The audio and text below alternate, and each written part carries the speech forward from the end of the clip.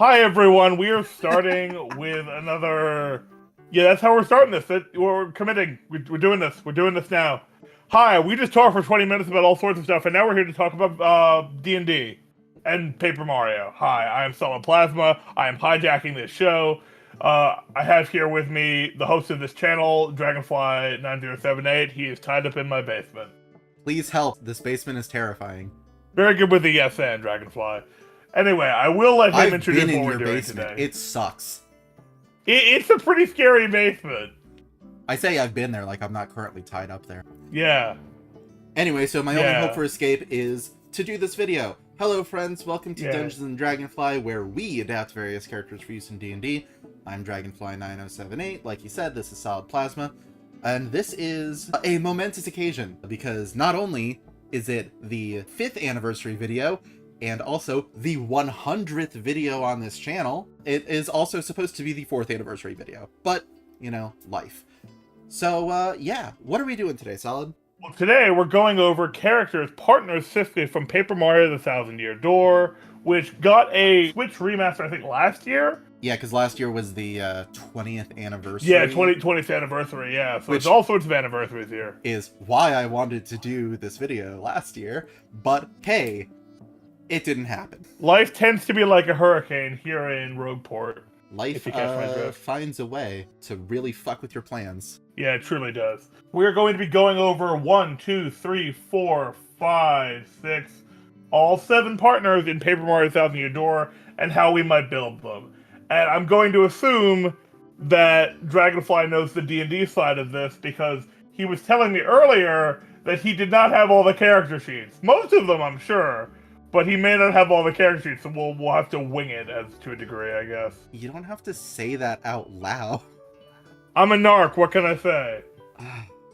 Anyway, I always forget there's 7 of these guys. Yeah, one of them's optional. Well, it's not even that. It's that Goombella's in the prologue. That's true. Yeah, 'cause you only get a partner of each chapter up until chapter 5. And then, what's-her-face, Miss Mouse, is quote-unquote the partner for chapter 6. Well, except not really, because you get her anytime after chapter 4, I think. You can, but what I mean is she's the designated partner for chapter 6 because all the others have a designated partner. Not chapter 7 or 8. Okay, all the ones before that have a designated partner. Yeah, but you can get her after chapter 4. Well, yes, but you can't say, oh, she's the designated one for chapter 4, 5, or 6, because that is Yoshi? My point is she's not designated. She does her own thing. She's not a designated partner. It'd be really funny if we just started with her. If we just segued right into the Miss Mouse build. You know what, let's do it. Sure, Fucking let's do it.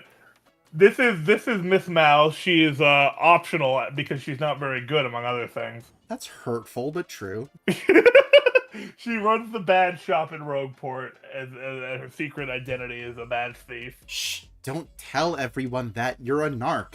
You're contradicting yourself. So, the Miss Mouse debacle is that she is both a mouse and a thief, but also a badge shop owner. So, the weird thing is, why would you buy from a thief? Oh wait, that's just capitalism in a nutshell. But I digress. You first find her, I think, in chapter 1, where she's stealing stuff from Hooktail's castle, and she is just kind of a recurring character throughout the series until you solve her trouble in, you can do it anytime after chapter 4, you basically fetch a super rare badge for her from Hooktail Castle, so you have to do a lot of backtracking, which is a common theme. Which also, she put it there? Oh yeah, she did, didn't yeah, it's literally just a test. Yeah. Because you see her a bunch of times and she's like, huh, I really like this guy who I'm gonna call a hunk of cheese for some reason. Yep, not weird.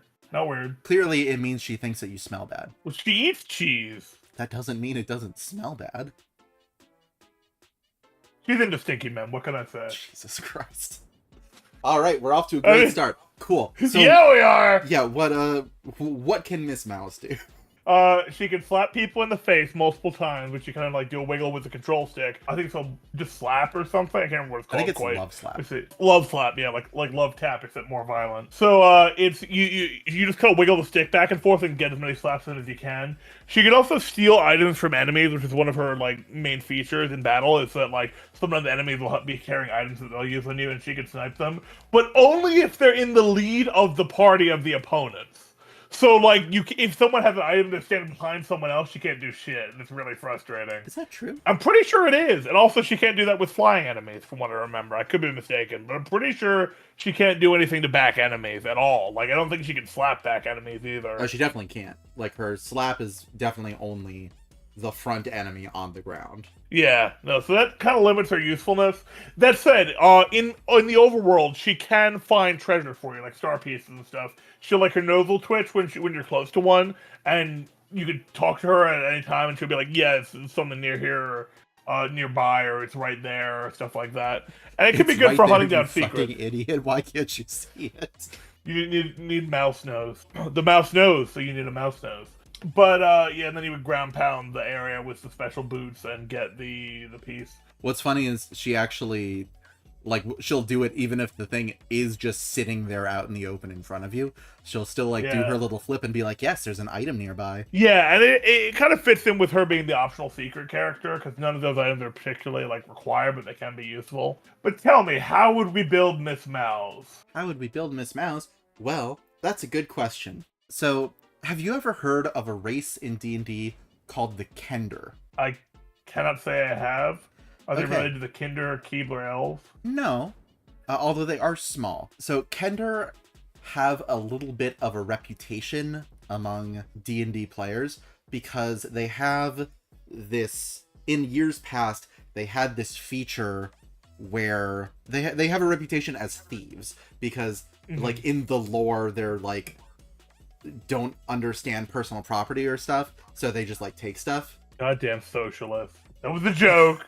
So, but the problem is problem players would then use them and be like, "Oh, well, it's just what, you know, the race would do. I just like take everything." And they would take stuff from teammates, from party members, other players. Right. And so they get this reputation of oh no, you're playing a Kender, you're just gonna steal everything from us and just be a dick about it. Yeah. So I made her a Kender. Okay, well, I mean, that kind of works. Are they like mouse people or just thieves? No, they're small humanoids. I don't, off the top of my head, actually know what they look like. Maybe I can find a picture. I love how, like... They look a lot like halflings. It always fascinates me, like, genuinely, when D&D comes up with something and it gets a reputation among players and it just becomes fictional racism. Like, that is exactly what has happened here, and you can't convince it. Like, I mean, like, I don't know if Lord of the Rings covered it all, but, like, halflings have a similar reputation. Maybe not as bad, but, like, people will, like, I remember seeing some kind of D&D podcast, something where, like, halflings are being talked down on because they're like, keep your hands to yourself or whatever. It's this reputation that certain races get, and it can be an interesting allegory to explore, like, actual racism through, but I digress. I mean, I think part of the problem, or at least one of the things with the halflings, is one of the most famous halflings is a burglar. Yeah, that's true. Like, their entire build is, hey, let's be small and sneaky. Yeah. I think actually in original D&D, like in early D&D, class progression was restricted by your race. Like, certain classes were the only ones that could get, like, the furthest in certain classes. Sorry, certain races were the only ones that could get the furthest in certain classes. Yeah. So, like, elves were, like, the best wizards, for example. And I believe halflings were the best thieves. Yeah, I'm glad they kind of balanced it out, because it does bring in up some concerning questions, and, like, yeah, but it's still interesting to discuss openly. I think stuff like that needs to be discussed more so that people would just stop, like, clamming up at it, and I can actually learn how to examine their biases. Yeah. Anyway, Miss Mouse. Yeah. Miss Mouse, who we are not going to be weird about at all. Of course not. So yeah, no. Kender, she's a Kender. Kender are small, they're fearless, so they have advantage on saves against being frightened. Actually, their fearless is really good, because they have advantage on saves against being frightened, and if they fail, they can just choose to succeed instead, but only once per day. Okay, I was gonna say that's ridiculous, and I heard the once per day part.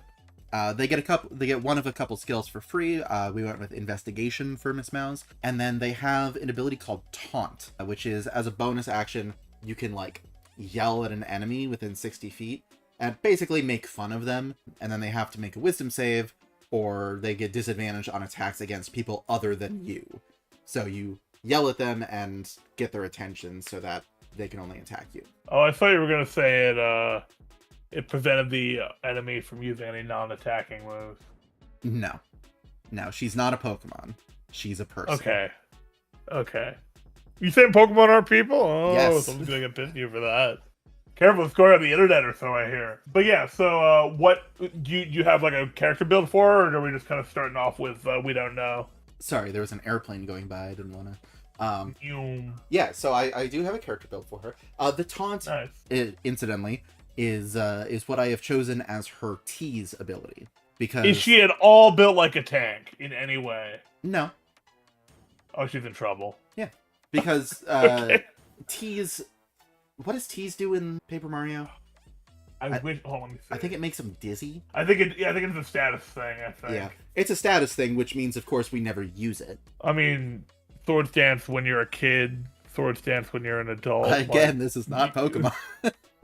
Okay, this is my frame of reference. All right. No, that's fine. That's fine. Every Paper Mario partner has at least one move that you just never use because it just sucks. Yeah. Miss Mouse has multiple. Miss Mouse is those moves. To be fair, Love Slap is not terrible because it can pierce defense and it's free. That is true. That's like pretty strong. Her one redeeming quality. I'm trying to think. Like, did every one of them have a bad move? Yoshi, yeah, I can think of a couple. Goombella, I'm like... Goombella's pretty good. I don't really like Multi-Bonk. It's not great, but it's not the worst. Yeah. Coop Shell Shield, that's right. Yeah, no one uses that. Flurry has Dodgy Fog. Flurry is Flurry. Oh, I even forgot about that one. Yeah. Right, exactly. I never use Bobbery's Hold Fast. Oh, yeah, it's kind of weird.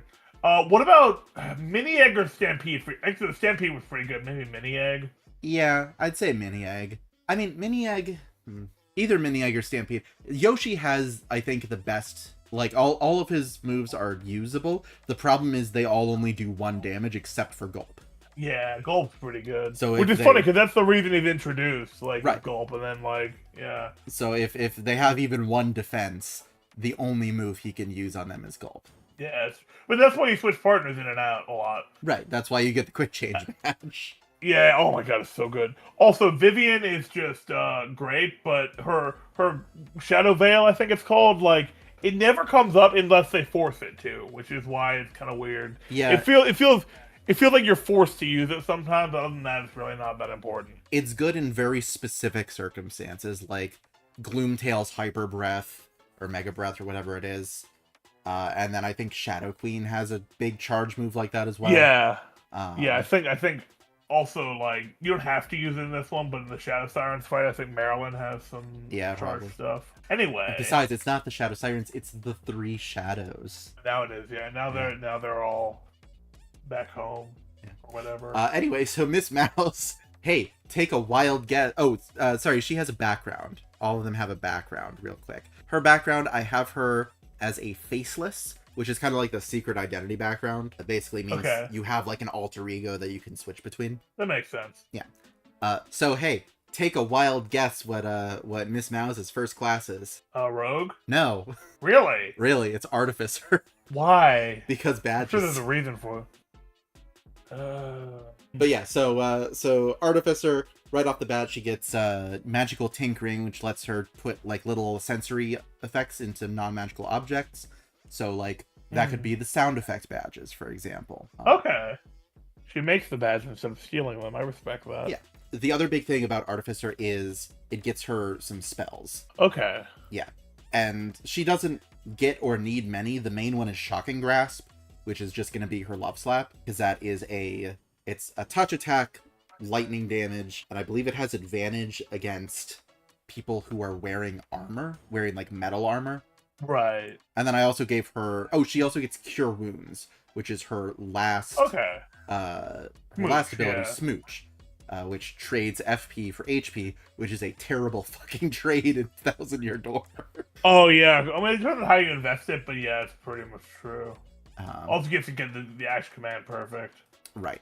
Other than that, she also gets Detect Magic and Identify, which are for finding and identifying magic items. The other thing she gets as a second level artificer is she can make infusions, which are like her own personal magic items, and that'll just be for another couple badges. So like there's enhanced defense, which raises your defense by 1. There's enhanced weapon, which makes your weapon stronger. And then the other fun one is shift weave, which is clothes that can turn into other clothes. So that can be the Wario and Luigi badges. Oh, that's cute. I was gonna say though, is that just I was gonna say before you said that, like, is that a reversible hoodie or something? That sounds like a shift weave in real life. Yeah, yeah. It's like clothes that you can store 5 other outfits in, and then you can use a bonus action to switch between them. That's actually pretty cool. I like that. That just sounds sick. Yeah. So yeah, that can be the W emblem, the L emblem, and then combine them for the Waluigi clothes. Ooh, yeah, it's cool. Can you guess that is all we wanted from Artificer? Can you guess what her second class is? Rogue? Yes. Okay, I was gonna say, because if she wasn't a rogue, you've done something wrong. Can you guess how many other classes she's getting? Oh no. How many? 0. The rest is rogue. Okay. She is 2 levels of Artificer and 18 levels of rogue. All right. Yeah, so she gets a lot from rogue, actually. Expertise lets her double her proficiency bonus for certain skills.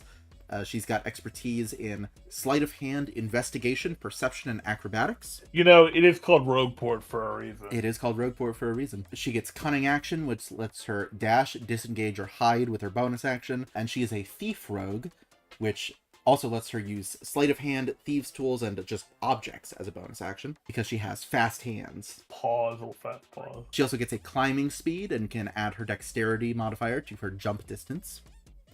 Rogues get a lot of, like, well, sneaky stuff, so evasion lets her avoid big AoE effects like fireballs or dragon breath, stuff like that. Uncanny dodge lets her use her reaction to halve the damage from an incoming attack as long as she can see the attacker. Let's see, she gets an extra saving throw proficiency with Slippery Mind. Blind Sense lets her, fight when she can't see. Elusive is a very interesting ability at high levels, which means no attacks can ever have advantage against her. Ooh, that's pretty good. Yeah. Just generic, good, fun rogue stuff. Thief itself is not the best. But like I said, she has fast hands, she gets her climbing speed. She has advantage on on stealth checks if she doesn't move more than half her speed. She gets a fun ability called Use Magic Device, which lets her ignore any kind of class, race, or level restrictions on magic items. So she can use basically any magic item, because she is anti-racism. Hell yeah. But no, I like it. So for whatever race she was, rights. Let's go. Kender rights. Thank you. It's interesting how many badges require a hammer. Like, if you think about... To make, you mean?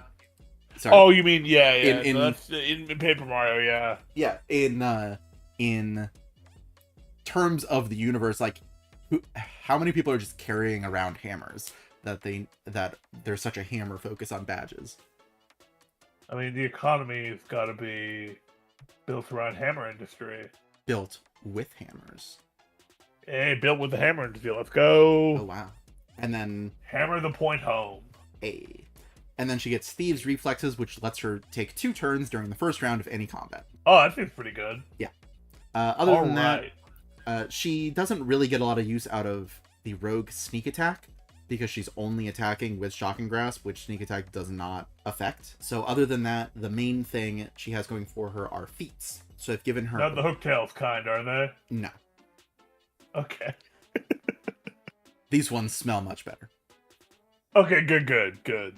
So, first of all, I gave her Observant, which gives her +5 to her passive perception and investigation and lets her read lips. I've given her Mobile, which lets her ignore difficult terrain when she dashes, and means she doesn't provoke opportunity attacks from creatures she's attacked in melee this turn, along with just increasing her speed by 10 feet, so she's got a 40-foot walking speed.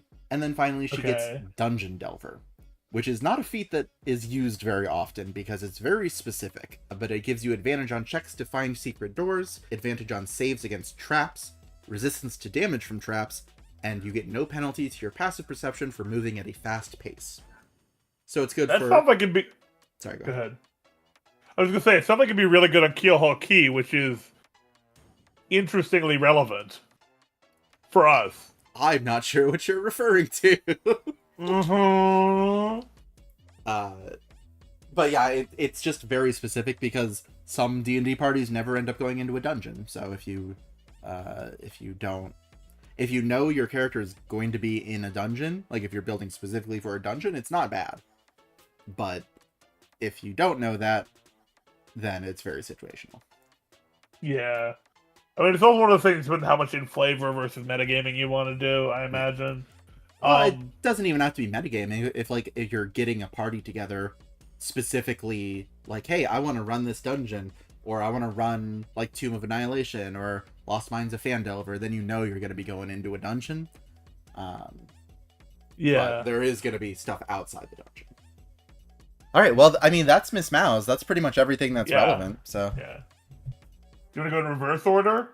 I mean, we can, I suppose. But I mean... You're the boss. The boss. Sure, the boss, why Vinny. not? Let's go in reverse order. Let's mix it up. But first, we have a very important question. Sponsor, yes. What? Smash or pass? Oh, yeah, we're doing this again. Miss Mouse. Huh. Oh, God. Why would you do this to me again? He's saying again, okay. Incidentally, because we already recorded this once, but it was fucked up. So we're re-recording this. Miss Mouse, sure, smash. Why not? Yeah, I'd say smash. Yeah, she is a well-meaning sort of Robin Hood. More importantly, she's an entrepreneur, and I respect that to an extent. I don't know that I'd call her a Robin Hood. She is selling things. Yeah, like I said, she's an entrepreneur. Theft is a part of entrepreneurship, I should know. As a narc. Anyway. Alright, so next up is Bobbery. Admiral Bobbery. Yes, Admiral Bobbery. A babam with a magnificent mustache. That almost came out very wrong. What were you about to say? I think I was trying to say fantastic and magnificent, and it almost came out very wrong. Ah, I see. I'm not going to elaborate any more than that. But he has a great mustache, and he blows up, which is a very powerful move that I think ignores defense, and he's okay somehow. But in terms of who he is a retired sailor who, Podley, who I recently learned is widely considered to be the most hated character in Thousand Year Door. I believe it. Because he doesn't give... So basically, Bobbery is a sailor who's always at sea. His wife gets sick and dies while he's at sea one day. And Bobbery goes and drowns his sorrows and locks himself in his house for he basically falls into a depression for like decades. Because the closure he needed was in a letter his wife wrote to him that she gave to Podley to give to him. And Podley, because he looked so sad, he couldn't bring him... It's like, and then you show him the letter years later, and he's like, oh, I'm better now. It's absolute BS. Yeah, it's like, Podley's just a dick. Like, in all that time, you never once thought to give him the fucking letter. Oh, my God. What did he think Scarlet was gonna say, like, in the letter? Was he like, oh, yeah, you know, fuck you for going off to sea and dying? Like, I'm glad I never saw you again or anything? Like, Wow. It's such... I honestly do not understand his justification for not giving Bobbery this letter. It's so fucked up. Like, you had one job, Podley. One job. Well, two. Also a bartender. Okay, yes, but also I recently learned he has a wife in Twilight Town. Does he really? Or ex-wife or something. And he comments on her into trouble. And he definitely recognizes the name and pretends he knows nothing. So, that's kind of fucked up, too. Fucking Podley. Is the trouble to deliver a letter from her to him? I think so. Can you just never do it? Like, I mean, yeah, it's optional. Can you take it for yourself? And leave him in depression for 30 years? We tried that with the diary in chapter 6, and that didn't go so well. So, maybe not. Hey, remember 5 minutes ago when we said we should keep the ball rolling? Yeah, good luck with two ADHD individuals talking about nerd stuff. Alright. But yes, Bobbery is a babam. He is a navigator for the trip to Keelhaul Key, and he he's just weird. Most people voice him like this, like that kind of Yeah, voice. he's a very like uptight and proper, Yes. I am the very model of a modern major general kind of. Yeah, no, that kind of gung ho sports. Seafarer, seaman, as you And will. I mean, he says things like he uses the phrase "old boy" once or twice, like Yeah, like old it's chap, very in something. character for him. He also says stuff like blast, which feels especially appropriate. Yeah, stiff upper lip and all that. Yeah, exactly. So he becomes a great partner and is one of the best damage dealers in the game, in my opinion. I think his Bobombast is the highest damaging attack. That's Yeah, not I like think you're right. what's it called? What's the fucking power bounce? It's not the ones that can just keep on going, you know. It's the highest damage single attack. Although that attack is notoriously hard to hit, right? Especially in the remake, they made it a lot harder. Yeah. They like nerfed it. It's like a 1 or 2 frame input on like the third jump or something. Yeah, it sucks. It's ridiculous. Yeah. It's a waste of FP. Yeah, really. Yeah, so that's the gist there. Would you care to tell us about the Bobbery build? You know, I would. Well, so he's a Babam, so I just made him a Warforged because he's made for war. He is a literal bomb. Being a Warforged, I believe that gets him Navigator's tools. He also, it's weird. He does not need to sleep. He does not need to sleep, which is a little bit of he doesn't need to eat, drink, breathe, or sleep, which is a little out of character because he does multiple of those things in game. But you know what? Whatever. He's still one of our favorite NPCs in the game we're playing. He's a fun He did dude. bring him along, but not a fun guy because that's Toad. Hey. Hey. Anyway, so I made him a cleric. That's such a weird choice. It'll make sense. So one Okay. thing you have to realize is in Paper Mario, there is a difference between explosion damage and fire damage. Oh, there is, isn't there? Yes. Because Bobbery is very good against the embers and the lava bubbles on Keelhaul Key, but Vivian actively is bad against them. Yeah, she heals them, doesn't she? She heals them, whereas Bobbery can just blow them away. So I wanted to reflect that by making Bobbery focused around thunder damage. So I made him a Tempest Domain Cleric. Huh. Well, I guess that if you can't blow yourself up in D&D without dying, then I guess that's the next best thing. Yeah, which, among other things, gives him proficiency with martial weapons and heavy armor.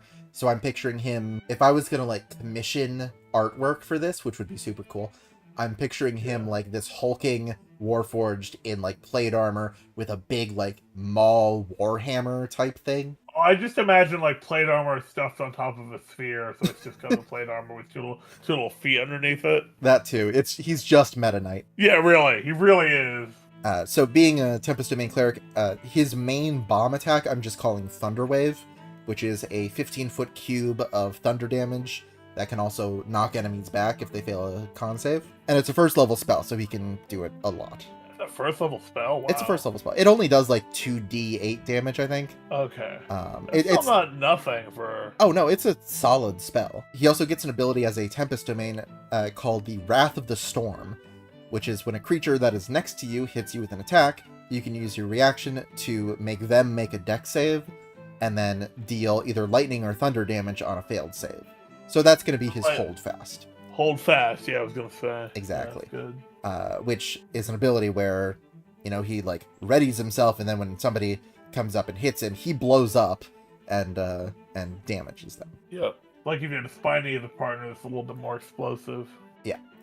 The other thing about Tempest Domain, because we're only going up to 9th level in Tempest Domain, then we've got some other stuff we want to do. The other thing is Tempest Domain has access to Destructive Wave, which is, it's a spell that I actually quite like, because it is it basically is you blowing yourself up. It's a 30-foot radius blast that emanates from you and doesn't hurt you, and it does a bunch of, I think, thunder and either radiant or necrotic damage, and I think it also knocks people down. So that's going to be his Bobombast, his Destructive Wave. Right, that makes sense. Yeah. After that, he is going to hop over to Storm Sorcerer for a few levels, because as a sorcerer, you get meta magic, which you can use to enhance your spells. So, like, Heightened Spell can give other people disadvantage on their saves against it. Empowered Spell increases the damage. extended spell increases the range, that sort of thing. But also, the issue with D&D, the sticking point for Bobbery is Time Bomb. Because D&D does not like to leave things around that will then explode. There's a couple different ways I've found to do that. There's an Artificer subclass that makes cannons that you can make explode. There's Conjure Minor Elementals, which can make methods that'll explode. But the way I'm going with Bobbery is Melf's Minute Meteors, which makes 6 little meteors in your space. They kind of orbit around you, and then as a bonus action on following turns, you can throw them at people, and they explode. There are no bombs with fuses in D&D? No, it's really an annoying thing, because it's such a popular thing in video games, so when I have to adapt them, like I did the fucking, what's his face? The demo from Team Fortress 2, and I had to figure out how to give him time bombs. I did give him sticky bombs. There's nothing like an explosive barrel at all you can make? Not really. Oh. I mean, there probably is. Like, there's crafting rules, so you could... Working with your DM, you could probably do that. Yeah, that makes sense. But in terms of character creation, just innate character abilities, not really. Yeah. Okay, that makes more sense, yeah. Yeah. So Melf's Minute Meteors, you have 6 meteors, you can throw 1 or 2 of them every turn, and then when they hit their target, they explode, and everybody within 5 feet of where they explode have to make a dex save or take... It is fire damage, unfortunately. It's not thunder damage, but oh well. Again... It takes what we can get. Yeah. And having it only affect the people really near it, I think really adds to it, because the time bombs, you have to be very specific about where you aim them. And you can get that from Sorcerer. So we're taking 5 levels of Storm Sorcerer to get up to 3rd level spells to get Melf's Minute Meteors. The other fun thing you get from Storm Sorcerer is before or after you cast a 1st level or higher spell, you can fly 10 feet, which is how Mario picks him up and throws him. That's pretty good. I like that. Because in the original Paper Mario, who's the partner in that? Is it Bombat? The cherry bomb? Yeah, Bombat is bomb in Paper Mario, the first one. Because you couldn't throw her. Bomb. She just went forward and exploded. Yeah, you couldn't lift her up. So they had an innovation of some kind, by which they meant lift him up a foot off the ground. Yeah, and toss him up onto a ledge. Yeah. Is that all we have other classes for Bobbery? We have one more class. And that one more class is Fighter. We're using an old Unearthed Arcana fighter called the Scout, which is basically if you want to be a ranger but don't want to suck, and you want to get the good fighter stuff too. So it basically just gives you the same favored terrain as a ranger. So you get the bonuses to overland travel and navigation and stuff like that, but also getting the good fighter stuff like Second Wind and Action Surge and that kind of thing. So we'll take 6 levels in that. We do have a good number of ability score improvements, so we can boost our stats pretty high, but we're not taking any feats. Oh, interesting. Okay. Yeah, he doesn't really need them. And he just blows up. And that's Bobbery. It's true. He blows. So we want to smash. Absolutely, that stash is iconic. I think I would pass. Really? Yeah. The stash man? No. Fair enough. But also, he's loyal to his wife, Yeah, no, I respect that. Consent is always vital. There's no question that they got to be into it too. So. You would be 3rd on that list, because it would be first 2 spots are taken by Scarlet and the Sea. You know what? That's a persuasive argument, and I would say you can't fuck the Sea, but I don't want to encourage people to try it. I think it's happened already. I was about to say, I'm sure people have. Oh my god. So anyway, Vivian is best girl, one of the best characters in the game, honestly. She is a shadow siren it's implied that family somehow has connections to the Shadow Queen. I mean, they're outright servants of the Shadow Queen. Yeah. Fun fact, especially in the remake, because they finally got stop being weird about it. She is canonically trans, which is super cool. Hooray! And it's unfortunate that Marilyn and Beldam feel they need to bully her about it, but I mean, like, they are villains, and like I think they handled it pretty well in the remaster. Like, I think it was a good time to do what they did, especially considering it was fine in the original Japanese. Anyway, but she was originally an enemy with the Shadow Sirens that you have to fight a couple of times, or I think once or twice, and then you help her when you are not yourself. Your name and body have been stolen. You help her find a weapon that was supposed to use to destroy who is actually you, and she realizes during the boss fight of the chapter that she's been helping Mario the whole time, and that was funny. That's a fun chapter. Oh, it's like my favorite chapter. The way they handle it is amazing. But then, like, you have to fight the guy. Yeah. In the remix, they fixed the backtracking, right? There's like a pipe. Yes, they gave you a pipe in one of the houses that goes straight to. It is so much more helpful than it. Oh my god! Because that was the big weakness of that chapter was you had to go through. It was like so much padding. There was this forest. You just like several screens of forest that you had to go back and forth through like 15 times and avoid enemies. The fucking daisies. Yeah. No. Oh my god, the daisies. Yeah, it was a lot. But Dupless is one of my favorite characters, and he actually comes back later in the story. Yeah, he takes Vivian's place on the Shadow Sirens. Yeah, it's like this spoilers for this 20-year-old game. Yeah, right. But Dupless and Vivian, Dupless is the Duplicus, but we're not talking about him right now. He's the one that steals your name and body. I'm saying we're not talking about him right now. But Vivian has a bunch of interesting attacks, like mostly fire-based, and she can like shield you from enemies, which we talked a little bit about earlier, where like she can take you under for a turn and then you pop back up. She pulls you into the shadows. Yeah, it doesn't get you an additional turn, so you use your turn up doing that, but it like protects you from charge attacks of enemies, which is good. She also has multi-hit fire moves with a few different action commands, and they're pretty nice. They're Fiery Jinx spread is damage. So good. Fire Jinx is very good. The spread damage is nice. It hits almost all enemies, with a few exceptions, and it's just fun. Also, to note, Vivian and all the Shadow Sirens have this tail thing that is fascinating to me how they draw it in every version of the game, because it never comes off the ground. Yeah. No matter where Vivian or the other Shadow Sirens are, no matter how high up they are, this thing always extends all the way to the ground beneath them. Mm-hmm. So if you're jumping off like a high ledge, it's really weird because it'll just instantly be like a really long tether to the ground that was nowhere to be. But it's an interesting effect, and I think it works very well for them. Yeah, because she can kind of fly, but not really. Yeah, not really, because like it's still her. It's just that she's in a way she can't fly because she never really stops touching the ground. So into the perspective, but she can go as high as she wants. Well, I mean, so can any of the other characters by that height, but she'll still fall and like be connected to the ground while she's doing it. Well, I don't know. It's the weird. Go ahead. Like in battle, like she can stretch as high as she wants. Oh yeah, she can reach flying enemies. That's true. Yeah, I didn't think of that. It's true. Yeah, who knows the anatomy of a Shadow Siren? Never mind. They're mysterious and spoopy, so that's fun. Yeah, Vivian is a sweetheart. And how did you build her? Well, I made her an elf. An elf? An elf. Night elf?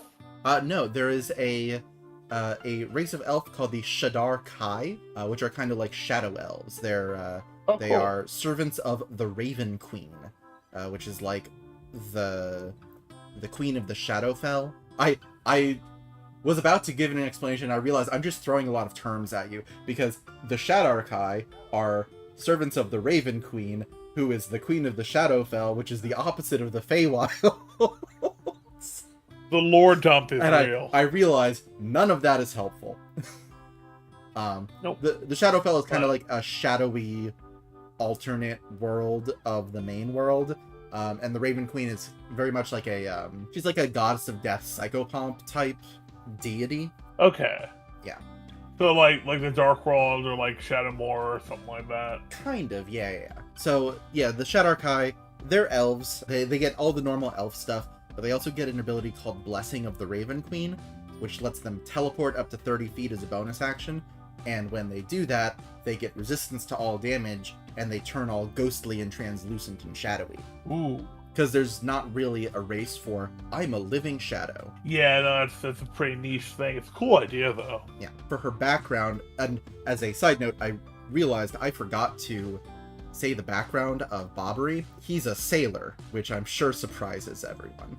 Imagine that. Vivian, on the other hand, I made her a Dimir operative. Oh yeah, the magic-based one. Yeah, Yes. Magic the Gathering. That's because all the magic guild ones, they get a list of spells added to their spell lists, and there's one on there that we need for the very flimsy way I adapted her veil. But we'll get to that. Our first class with Miss Vivian is Warlock, and she's going to be a Genie Warlock, because Genie Warlocks get a fun ability where they can add fire damage to their attacks. Would that make her patron or Genie the Shadow Queen? Let's say yes. Okay. But yeah, they get an ability called Genie's Wrath, which says once during each of your turns when you hit with an attack roll, you can deal extra damage equal to your proficiency. Type is determined by your patron. We're going to say our patron is an Efreet, so we can do fire damage. I did want to get Searing Smite, which is a spell that does fire damage when you hit with an attack, but that one's really restrictive. It's like a paladin spell, and so it's kind of hard to get. So Genie's Wrath will do for her Shade Fist. Jeez. The other thing we get cool. from being a Genie Warlock is we get resistance to fire, and as a bonus action, we can give ourselves a 30-foot flying speed for 10 minutes. It's pretty good. And we can hover during that. So that's how we're going to get that shadowy tail that you were talking about. Nice. As a Warlock, we get a number of invocations that are just bonus effects we can have.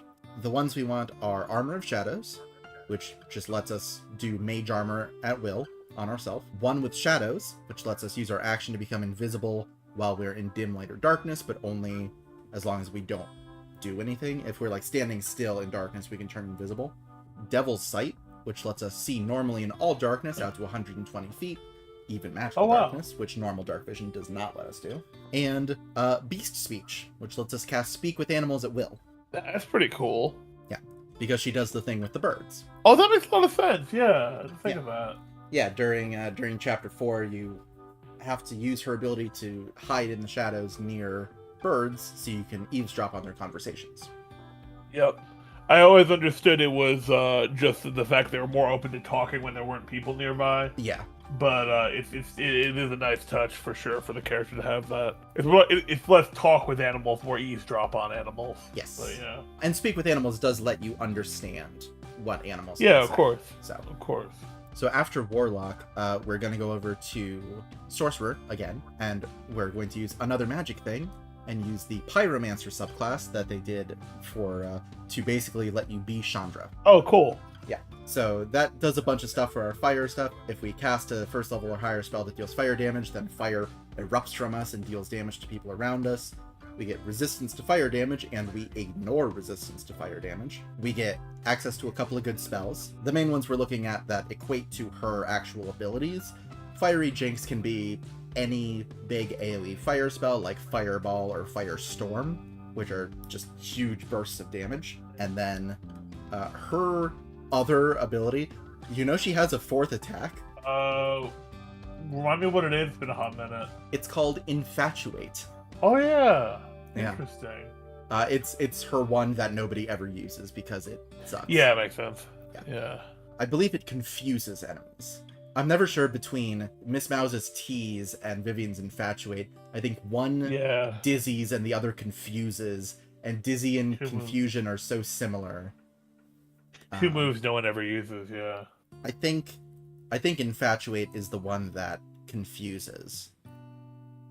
That would make Because sense. we have access to the spell Confusion. Okay, that works. Which confuses enemies in a 10-foot radius sphere.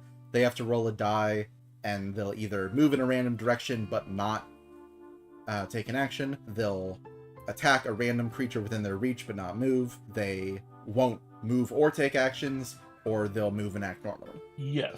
Yes. That makes sense. Yeah. But the real reason that we want Sorcerer is because of her veil. And this is the really flimsy thing that I was talking about. Because the spell that we want from Dimir Operative is Meld into Stone. Which, I think you were telling me about this before. Yeah, probably when we recorded this the first time. Yeah.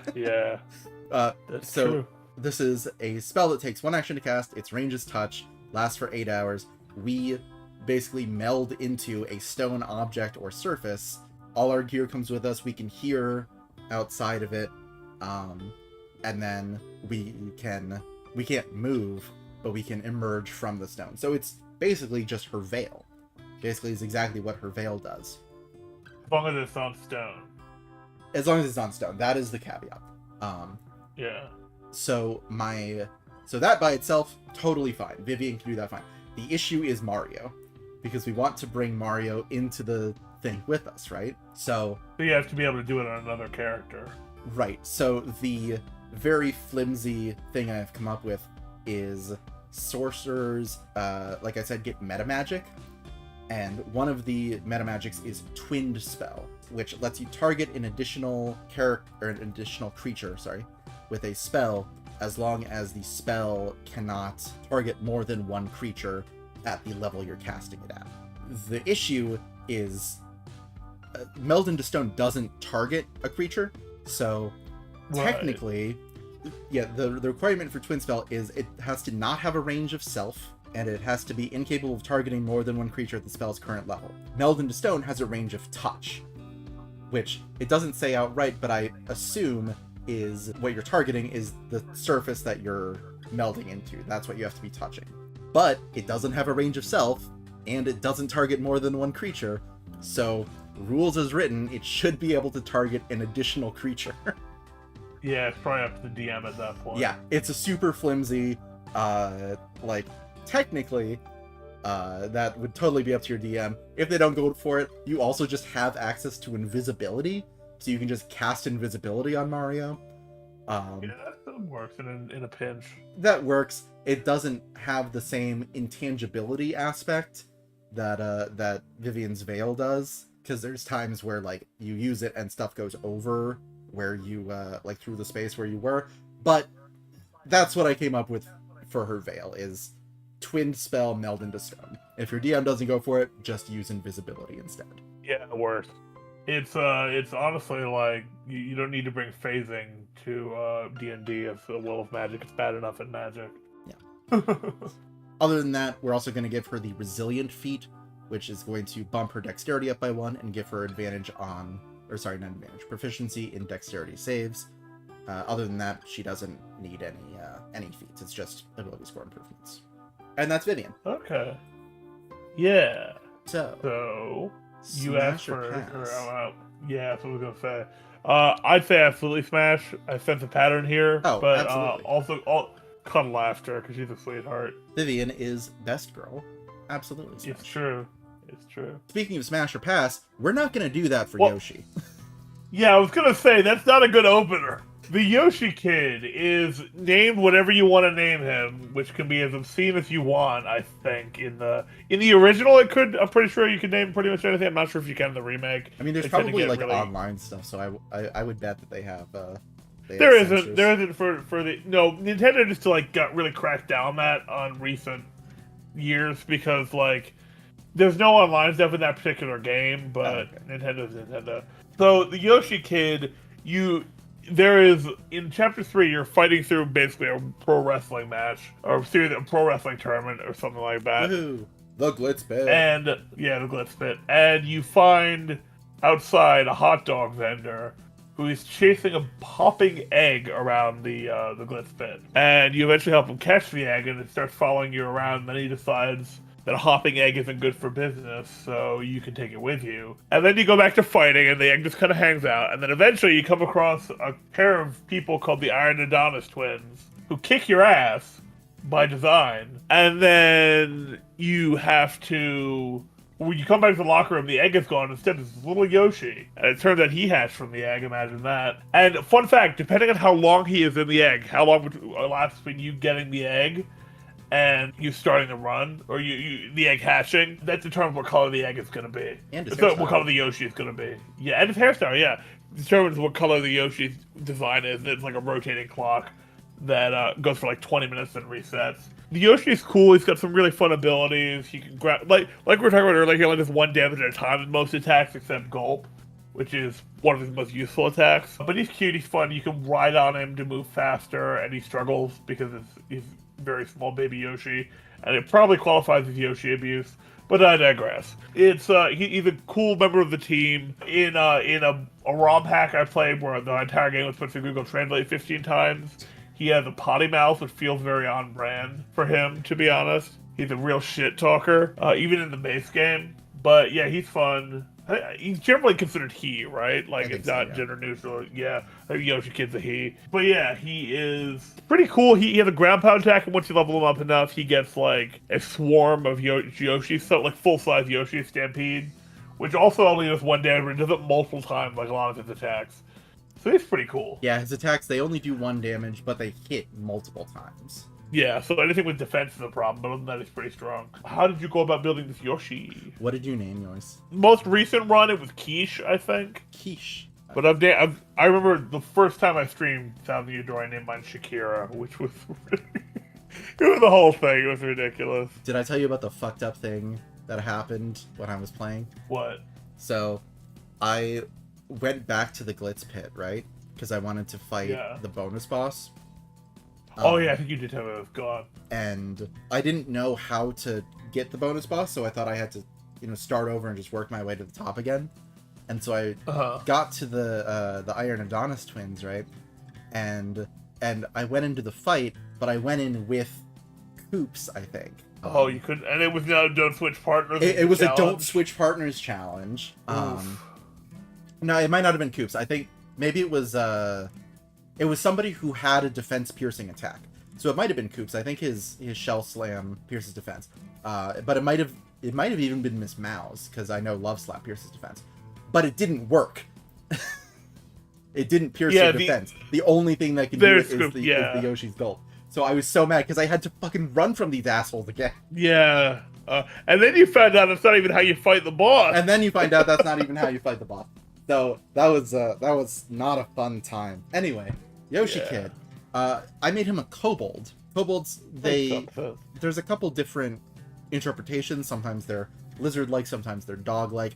I like the lizard-like one, so kobold. A couple of fun things about kobold: they're small, but they have a normal walking speed. They have a draconic cry, which is basically like a rallying cry that gives you and your allies advantage on attack rolls against enemies within 10 feet who could hear you, and then they can also get advantage on saves against fear, which feels very in character for the Yoshi Kid. He's very gung-ho. He is fearless. Out of the egg, straight fearless. Yes. I also gave him the gladiator background because he was born in a fighting pit.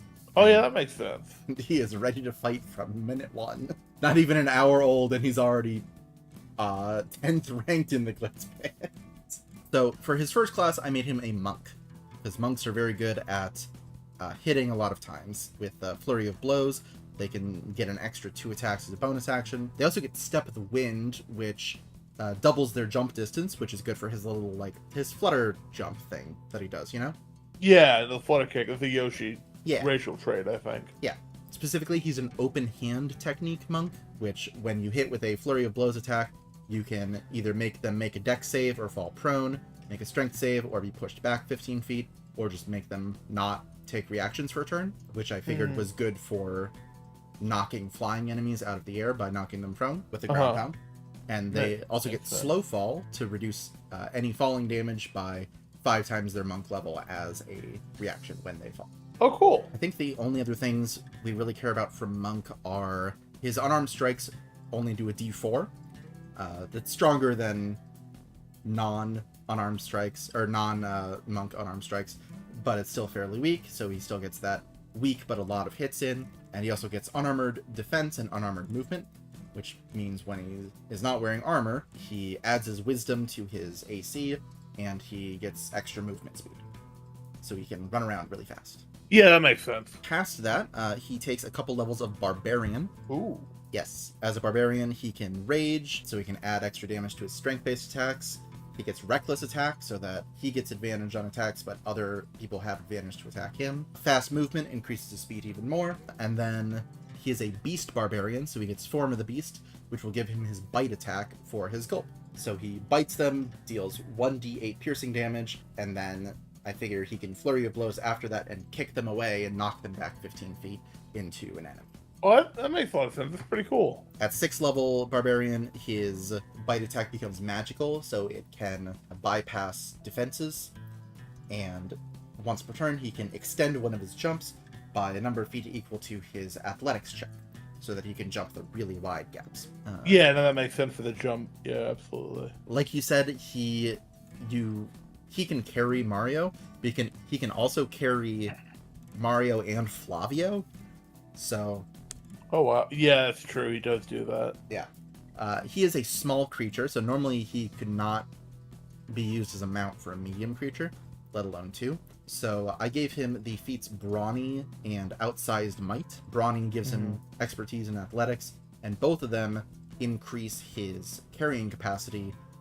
They let him carry as though he were one size larger, so his carrying capacity is effectively that of a large creature, which could carry two medium creatures, like a horse. Makes sense. Yeah. Beyond that, his last class, I gave him, because he's such a young character, I gave him a bunch of levels in the Spellcaster Sidekick class. Okay. He gets a couple things from that. As a cantrip, Magic Stone makes a couple of rocks magical, and you can throw them. So that can be the damaging aspect of Mini Egg.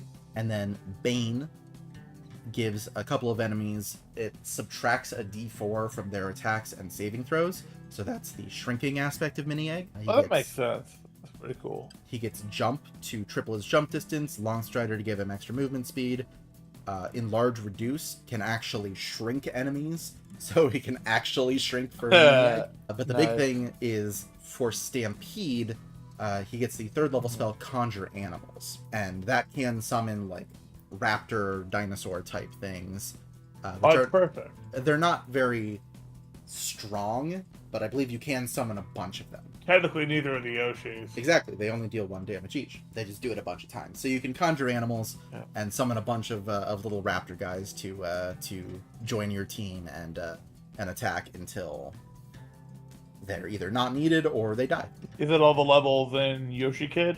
Yeah, so he's 4 levels of Monk, 7 of Barbarian, and then 9 of the Spellcaster class. Okay, and that's Yoshi Kid. Yoshi Kid. Woohoo. Next up is Madame Flurry. Madame Flurry. Who is interesting. You find her in chapter 2, which is the Boggly Woods. She lives in the Boggly Woods and is a retired actress or something who lives with the not Pikmin lives in a forest with what are definitely not Pikmin. Definitely not. Definitely not another excuse to show off how the GameCube can render hundreds of things at once. She's weird. She's very, obviously like every female character in this game, she's very flirty with Mario. She's like an air spirit or something, right? Yeah, something like that. Like wind spirit, yeah, like cloud or something. So the thing about Flurry is she can blow away certain pieces of the environment sometimes, which can reveal secrets or require ways to regress. It kind of blows away like a paper sheet. In battle, she's not super useful in my opinion. She has a health draining attack, which is kind of nice, but a lot of her action commands are difficult to perform. She has a body slam. I think she also has a confusing attack. She has the body slam, she has the lip lock, and she has a blow away, which can end the battle against weak enemies if you get it right.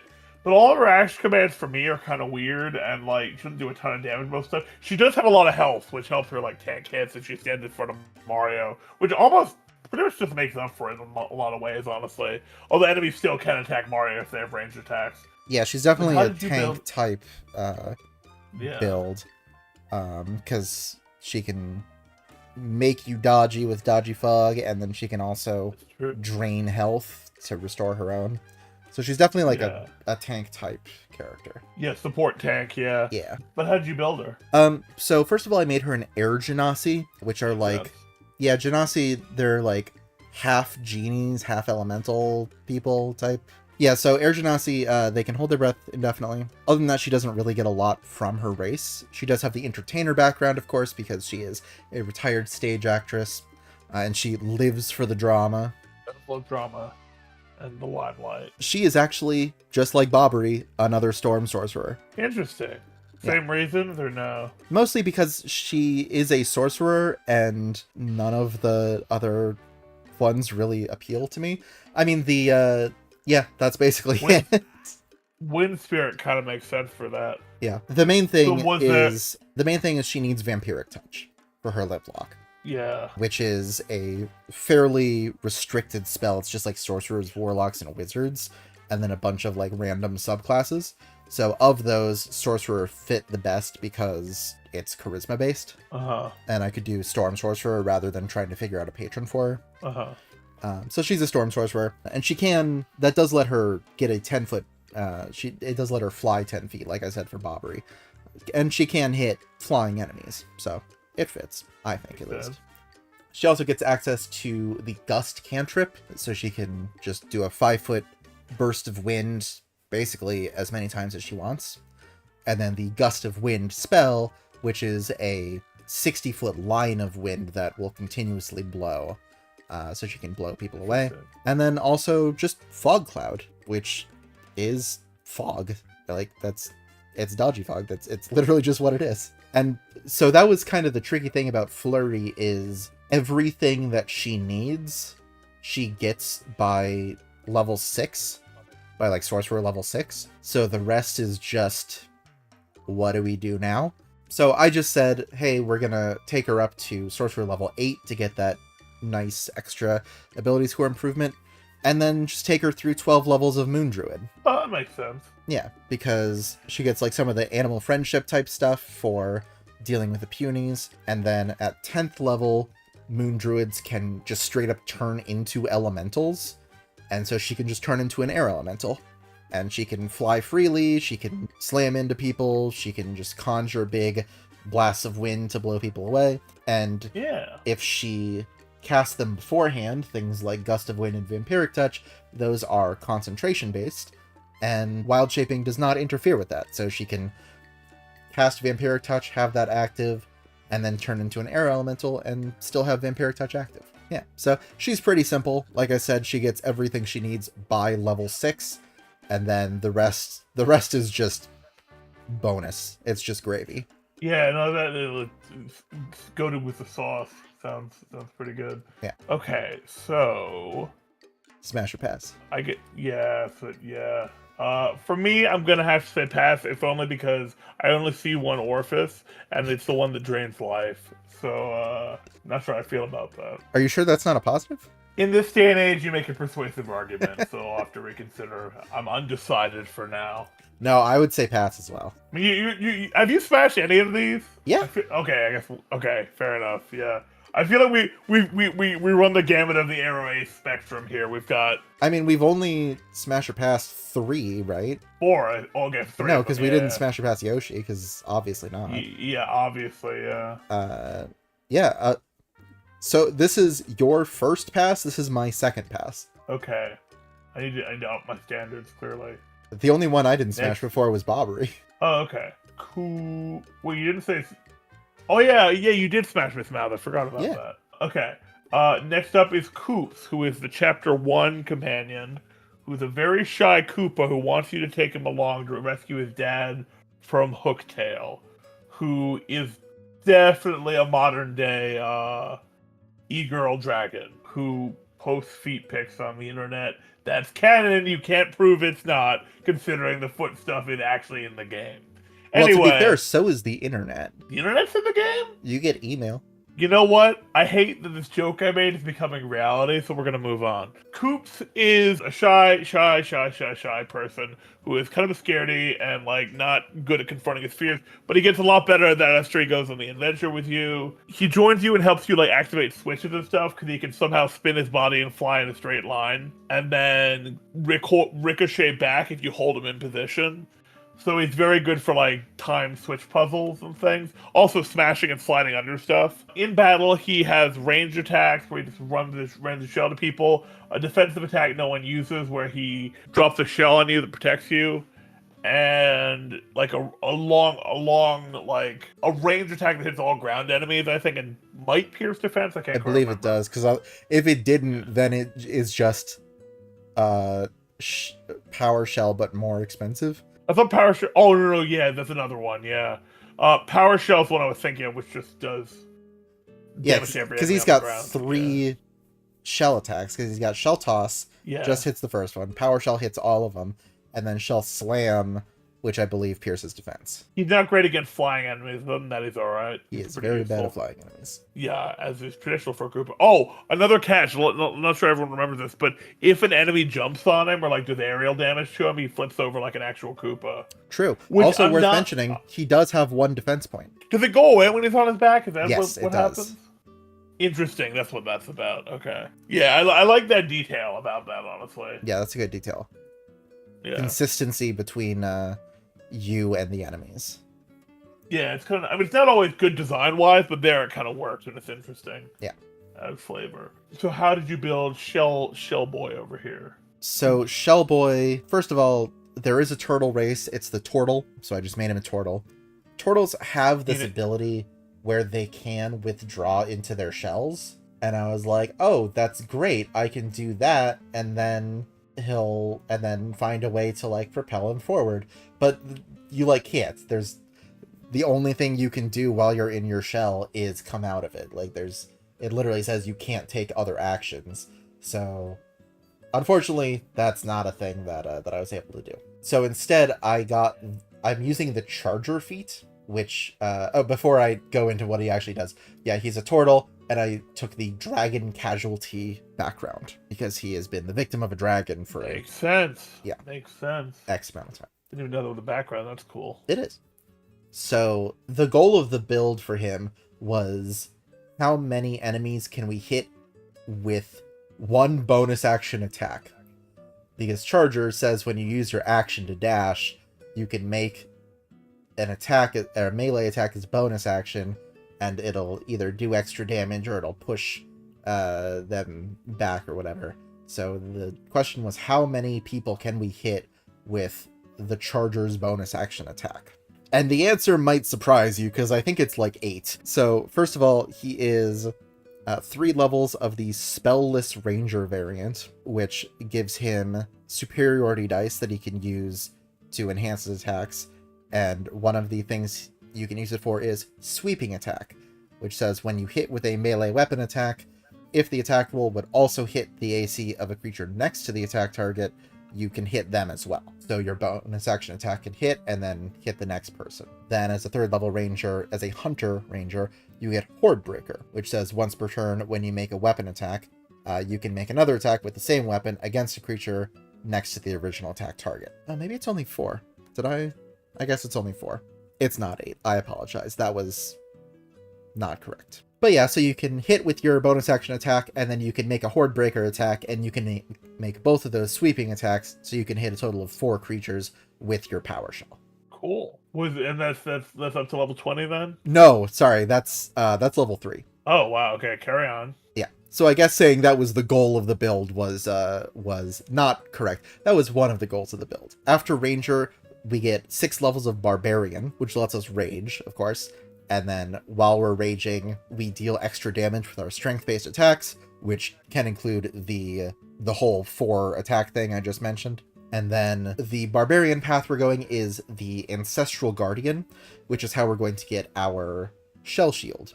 Because one of the things we can do as an Ancestral Guardian is, while we are raging, if another creature within 30 feet of us takes damage, we can use our reaction to reduce that damage by 2d6. It's called Spirit Shield.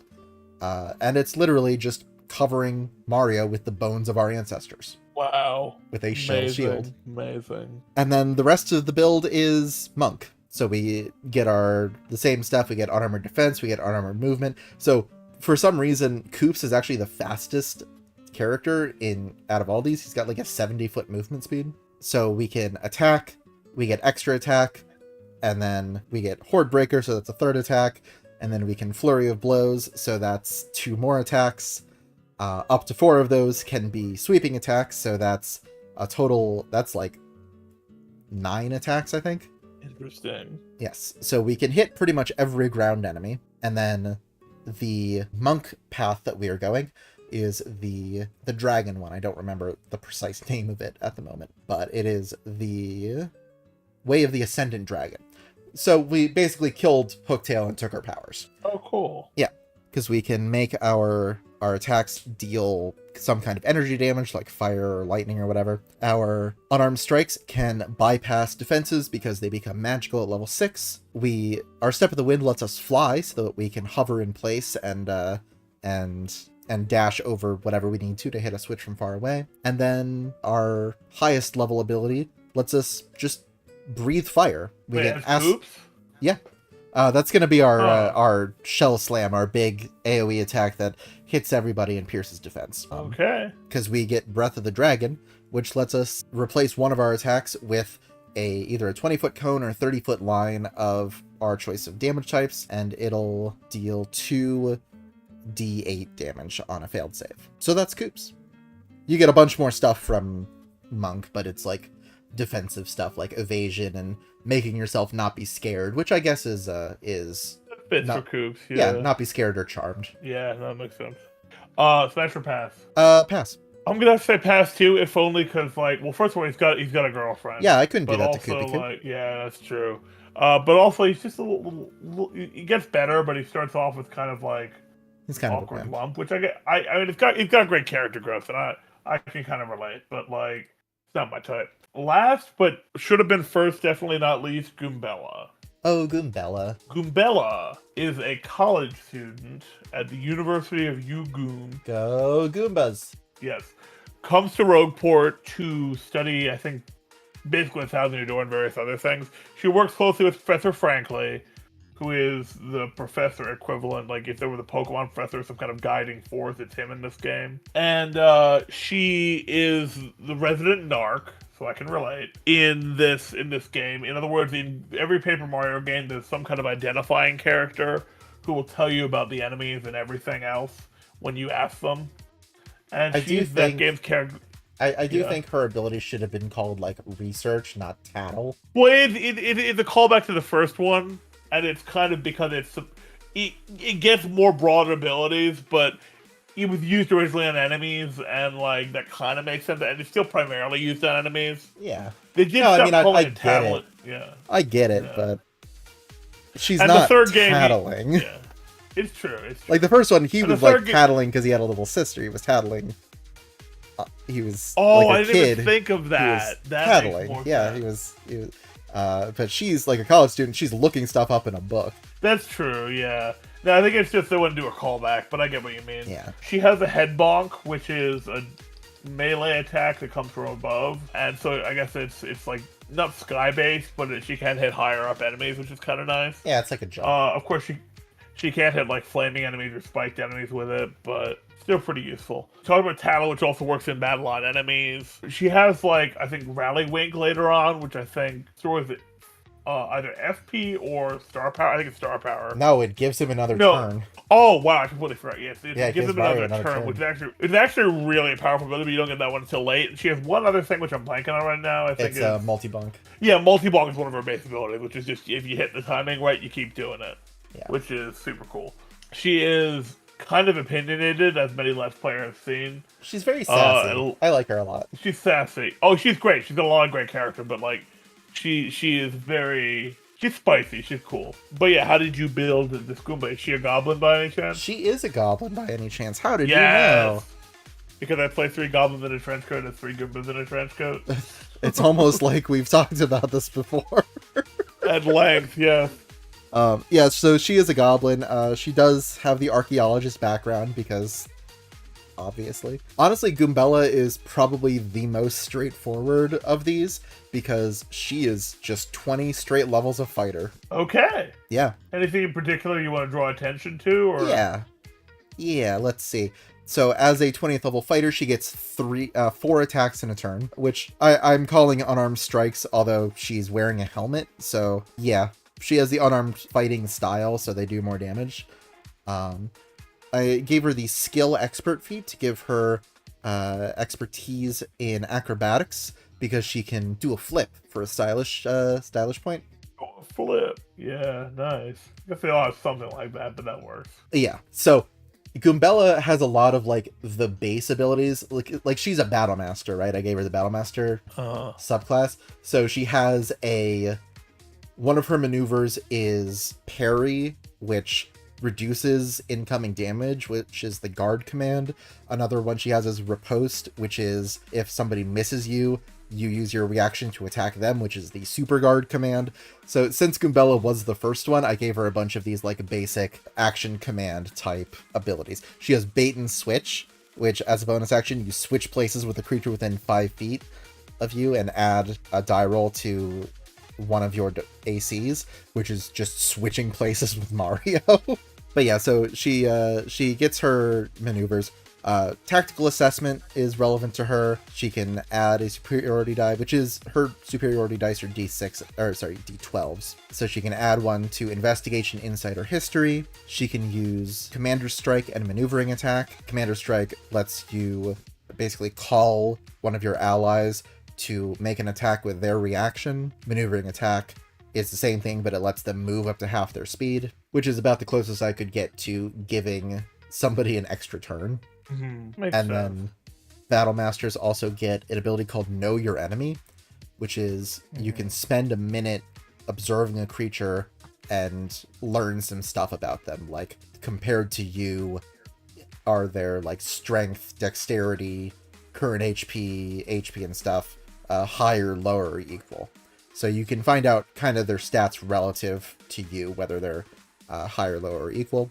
And then the last thing I wanted to touch on, she also gets Trip Attack, which is, because she is the jumping partner, Trip Attack can knock things prone, like I said for Yoshi, so you can knock flying enemies out of the sky.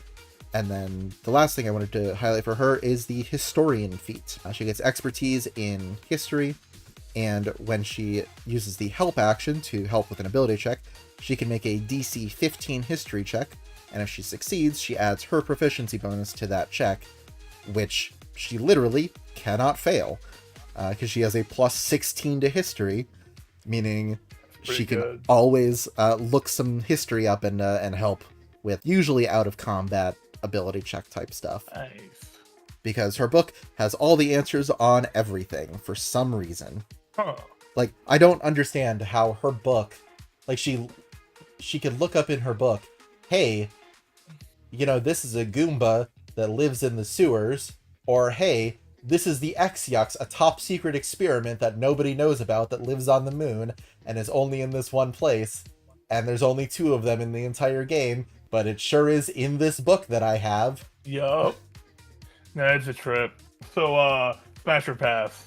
Oh, smash. Yeah, absolutely. Goombella is an educated and smart college woman, and I'm here for it. Absolutely. But yeah, this was super fun. Thank you for having me. Do you have any closing remarks we want to add? Or things we want to say, look forward to, plug each other's stuff?